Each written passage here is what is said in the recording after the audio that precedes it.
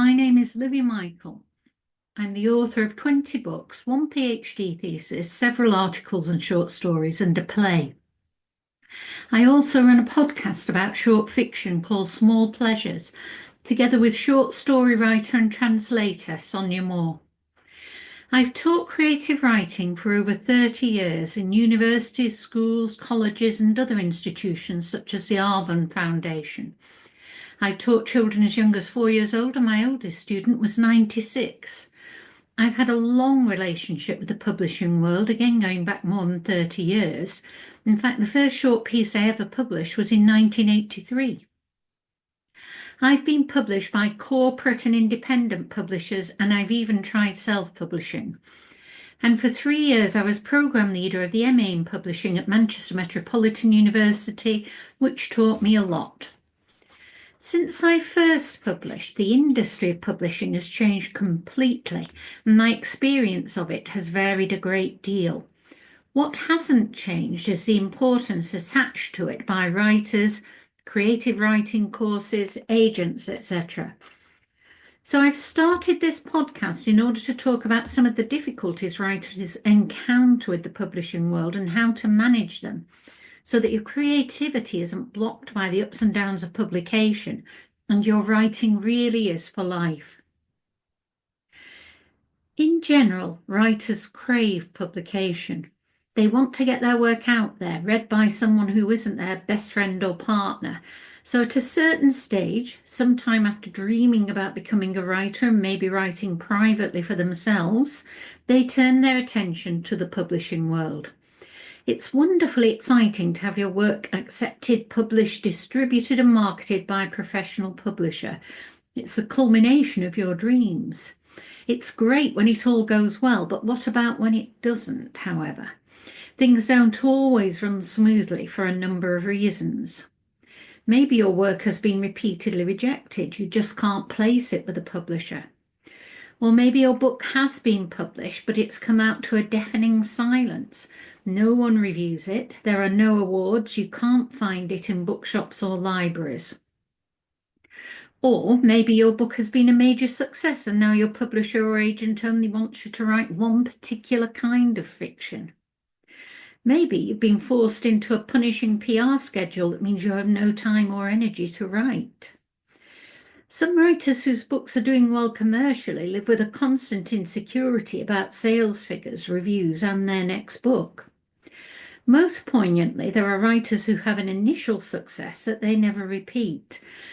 Sadly and quite wrongly, they feel a sense of failure about this, as though they are always living in the shadow of their early fame. And there are writers who once had a flourishing publishing career, but now they can't get published anymore. This is a difficult but increasingly common situation for reasons which I will explain in another episode. Most people expect some rejection at the start of their careers. It's painful and bruising, but a routine part of the journey towards eventual publication. It's actually harder, however, to suffer the rejection later in your career, to find out that after bringing a few books out, some of which may even have done very well in terms of sales or acclaim, no one will publish you anymore. There's a lot of advice for writers who are trying to get their first book published, but very little for the experienced writer who can no longer get a publishing deal. Some people might think these writers have had their turn and should accept their enforced retirement gracefully. But what if writing is the only thing they've ever wanted to do and they still want to do it? I've not seen any advice about this particular situation, so I thought I would put some together and share what I've learned from my experience in the hope that it's helpful for anyone facing that wall of rejection. For various reasons, the experience of publishing may not live up to your wildest dreams. Writers can be burned by either failure or success. I'm putting air quotes around those two words in case you can't hear them.